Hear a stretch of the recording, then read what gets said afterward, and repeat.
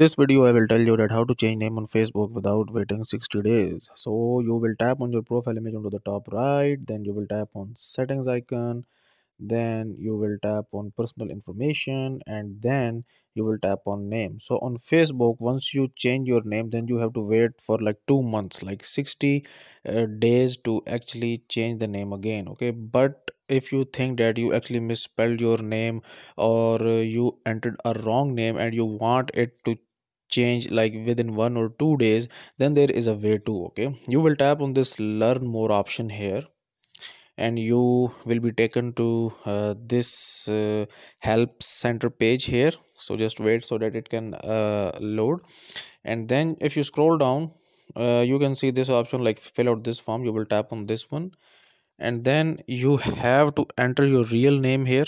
Okay, you have to enter your real name here, and in the last you have to actually upload a government issued id to you on which your real name is, because Facebook actually wants you to verify your name on Facebook.